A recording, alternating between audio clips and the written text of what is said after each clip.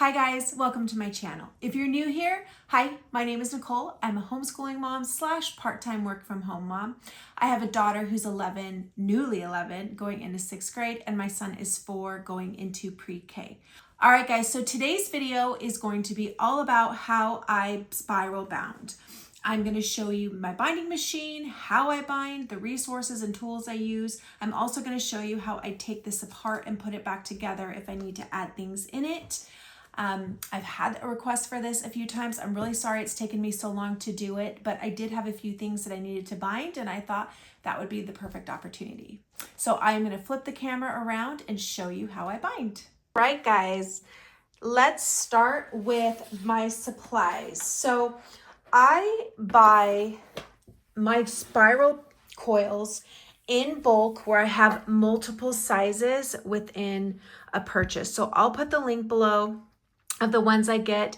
They're different colors and they have maybe 6 to 8 different sizes. Now here's the thing that I have realized is I can't use anything smaller than 1/2 inch or 12 mm's because of the way that my binding machine binds. It just cuts off the side. So I have quite a few coils that are smaller than 12 millimeters that I cannot use. So what I have started doing now is I've started buying one size. Like for example, this is just one size, 5/8. I do separate them into sizes and I'll put the colors and the size there. But this specific one was just one size. So I think from now on, I will just buy multiple colors. This one has purple, blue, green. We have some yellow in here. So I'm just gonna buy those and then I separate them out because there were so many coils that I just was not able to use. So the sizes I have a 1/2 inch. This is the smallest. And right now I currently only have green and white. As you can see, I used to also have a different color of green. The next size I have is my medium sizes. This is the 14 millimeters and the 16, which I also had in that box. So I write down the colors I have here. I'm getting low, and in fact, I could probably combine with this box that I just showed you of 5/8. And the 2 largest sizes that I have are 20 and 22 millimeters. I keep them all in here. I just have a lot of different colors. I really like to have a variety of colors. It's just really fun for me. And I enjoy it. Is it a necessity? Absolutely not. You could completely just get blacks or white or whatever color it is that you like and not go through all of this. I did build up this supply over time. Another thing that is really important is to buy a pack of, these are the cover pages for the front. And then you have a page for the back. These come together, $25 or $30. You get a large pack. I think this was 120. And what I do now, in the beginning, I didn't realize this, but I reuse them because I bind them all the same. I'll just take apart a book when I'm done using it, take off the spiral bound, and then I'll just put this back and reuse it again. Okay, so here is my binding machine. This specifically, I'll link below. This is a 4-to-1 ratio. And when you get the spiral coils, it needs to be a 4-to-1 ratio for the pitch as well. So what I do is I make sure I have these last 3 pulled out. That's really, really important. And then on the side here, you'll see it says 3, 5, 7. You want to make sure that it's pulled out all the way to the 7. It's really, really important to have it to the 7 because it gives you enough space between the end of the document and where you're spiral bounding it. So say 3, it's going to get you right here. And see, because you have that space, it does make it harder to use the smaller coils, but I just find that it doesn't really work. If you guys can figure out how to make it work, then please let me know. But I find 7 is the best. It gives me enough distance here to really make this last and not fall apart. So I always double check that it's at 7 because when I put it back, sometimes it'll get pushed in. And I always check that these 3 are pulled out so that this is appropriately lined up. I also, you see this red thing, you can move it, twist the top and move it, and you're gonna want it to be lined up right here at the A4 and twist it tight so that it's solid. So by lining it up right there and pulling these 3 out will give you this look where the circles start right here and end right here, and it gives you a really good symmetry right there. So that was a lot of trial and error for me to find out. Okay, so essentially, in some ways, this feels like a very expensive hole punch because this is what you do to hole punch. You'll stick it in here. And then when you turn this on, you can put this up here and we can spiral bound it. This is a tool that comes with it that is really, really important, that specifically has a red dot on one side. So the first thing that I do is I get a clear piece front and then a back, and I hole punch these myself. Now, normally I would do a test copy, but I don't know if I actually have a test copy. Let's do this. Here's a test copy. So do a test copy. Make sure everything's lined up, and that looks good because sometimes it can be slanted. Okay, so then you just, and I do these on their own because they are a little thicker. And then I'll just put this on the side, do my back, and then I'll put this on this side. Then I take whatever it is that I'm binding, and I will take probably no more than maybe 10 pages, maybe 15. It just gets stuck. So what I do is you want to have this part go in. So you're going to turn it upside down. So if you flipped it like this, you would lay it like this, you flip it around like this so that this part is sticking up. This part is really important. I did mix up this part at some points in the beginning. There was a lot of trial and error, but if you follow my steps, then hopefully you can avoid a lot of that. Okay, so there's that. Then I just take the rest, make it all straight again. See, it's facing like this. Stick it in. And then I directly move it over here, you know, where I have my clear, and I put on my pile so I don't lose my order. Okay. And then we bind. Okay. So then this is all I have for this book. So what I'll do is I'll take this and then put it together, and then I'll put it to the side until I'm finished binding, and then I do the coils all at one time. Okay, so now I have my second one, so I'll just do this. I'll speed through this for you just to show you how I do it. Got the top part.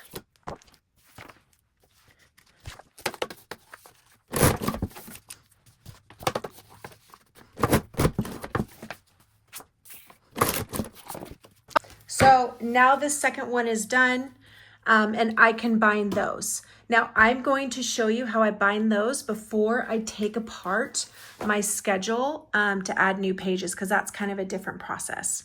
Okay, so first what I'm going to do is I'm going to pick and choose which spiral I'm going to use with this. I think I'm going to be using the smallest size that I have, and I only have two colors, green and white. When you are ready to put the coil on this, what you're going to do is you're going to line everything up as best as you can, and then you're going to take the end of this and you're going to put in the hole, and you're going to go through a couple times yourself.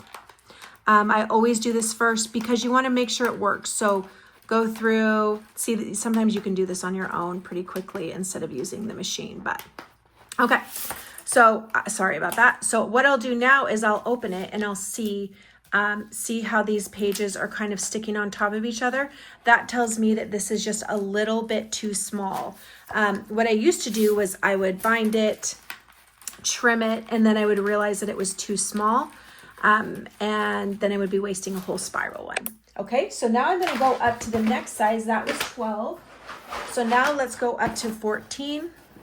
In this one, I have white, orange, tan, and green. So for this one, I think I'm going to use just plain white.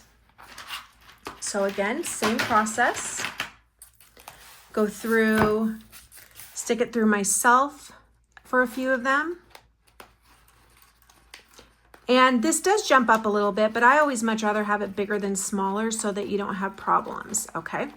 So now I'm gonna check and see if this is gonna work better. And this is, see, this could even be considered maybe a little big, but when you see space between, that's what you are looking for, okay? So now, let me figure out which one I'm using for this one, and then I'll show you how I use the binding machine to put it together. Okay, so for this one, I can pick any color, and I really like this bright orange, which if you guys have been watching, you may know. So I'm gonna use that for this one. So some of them will have a sharp edge here. I don't know if you can see that, that helps you thread it through. Some of them don't, but it is really helpful. So make sure it goes through it all. As you can see, even though I lined it up correctly, this clear one is actually up a little bit. No matter how much experience you have, I feel like it's never gonna be perfect. Okay, it looks like this one will work too. I've got a little bit of space between. Okay, so now let me show you how I use the binding machine to put these together. Okay guys, so I have to preface the fact that no matter how many times I've done this, I still have not perfected it. So I'm gonna show you the best way that I do it. However, sometimes it may come up on this side. So it's just trial and error to figure out how each one works best. So you turn on this button and it always goes this way. So you wanna put this whatever way it is that it's gonna go from right to left. So put it here, and you want to make sure before you do it that everything's lined up and you can see in between. So see how this is.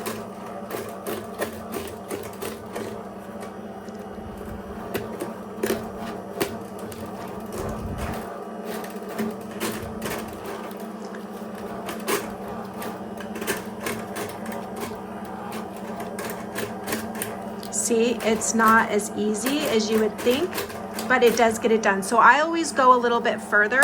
So I have a little bit on both sides, and actually so they're equal on both sides. Okay, let's see if I can show you guys a little bit better with this one. Sorry, I keep knocking it. Okay, here we go. Make sure it's all lined up. That white, it needs to go down just a little bit.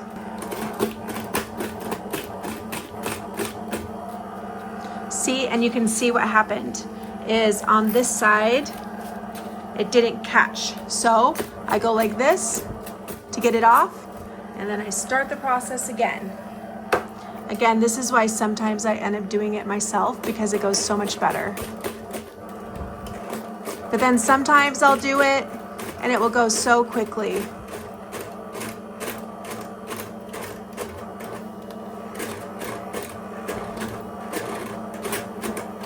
Okay, and I just go a little bit further. Done. Okay, so now I am going to show you how to clip the sides. Okay, so one thing that is really important, let me turn this so there's not the glare, is if you look at this tool, you'll see this little red dot. You need to make sure that that red dot is face up. So how you're gonna do it is you're gonna go look and you're gonna find the last circle that comes out of the last hole. You're gonna do it about midway, right here. You're gonna clip it and turn it. So clip it, and then you're gonna turn it. And that will give you, it'll give you this little indent, okay? Same with this side, then you have to flip it over this way. You're going to, see, it's out of the last hole. You're gonna clip it and turn it. So clip it and turn it. You don't have to make it so it goes in perfectly, but that's really helpful. And then you have it all secure and ready to go. So let's do it again with this side. I make sure I have it even on each side. And something you could do is you could start out further here in case you mess up and you have more to work with. But by leaving some room on either side, if you mess up on one, you have more room to clip as you go. Okay, so for this one, let's go the last, here's coming out of the last circle. You're gonna hold, you're gonna clip it and turn it. And you're never letting go. Clip, turn. Okay, and you see how you got that little. And on this side, same thing. Comes out of the last hole. You're gonna take it, clip it, and turn it. And there you go. So that is actually pretty easy. It does take a little bit of time, but make sure you're always going to clip it. You're never going to let go. Clip and turn and make sure it's straight up. Okay, so now on the flip side, when you're taking something apart, you're actually going to do the opposite side. So I am taking this apart because I need to take out pages and add them because I've already changed a few things with my son. Okay, so what you're gonna do instead of using the red side is you're gonna flip it over and you wanna use the plain side because you wanna make this as flat as possible. This side is meant to curl it. Sometimes when you go like this, it'll curl it on its own, although I found you're better off doing this and this to make sure. Okay, so flipping it to the other side, you wanna make it flat. See how I made this flat and it didn't curl? That way, you can move this other side up and then you can put it use the binding machine. Like, let me show you. Then you can turn it on and you can take it off the same way that you put it on.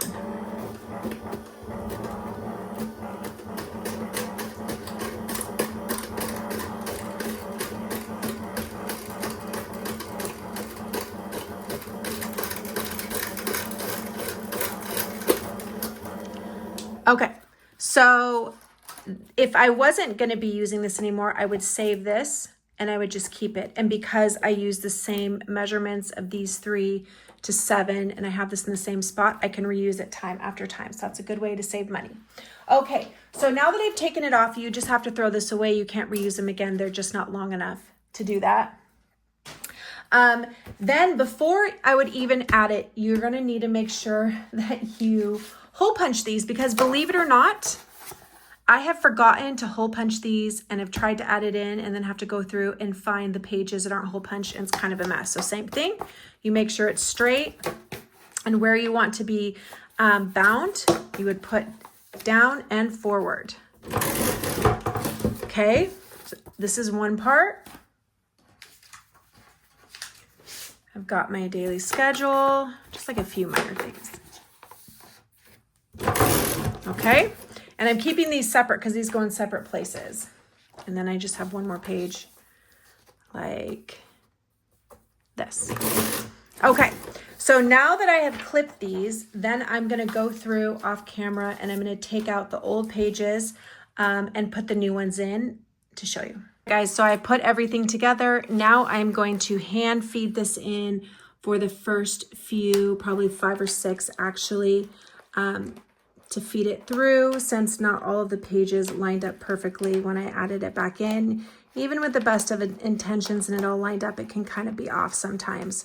So I could actually go all the way through and instead of actually using the binding machine, maybe I'll show you how I do it all the way through if you have to, because it's really simple. You're literally just going in a circle like this. Once you've got it in, it goes really easy and can go really, really quickly.